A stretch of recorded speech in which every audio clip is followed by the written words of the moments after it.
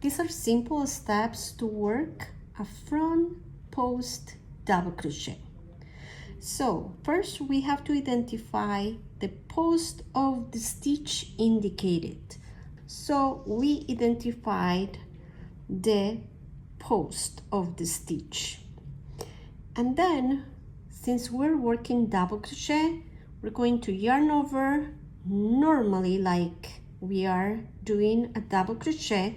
But now what we're gonna do is we have to insert the hook into the front of the fabric around the back of the post and bring out the hook on the other side of the post.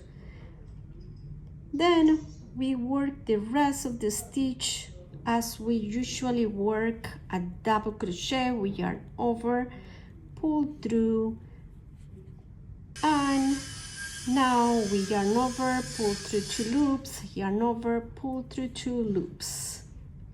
And that is a front post double crochet.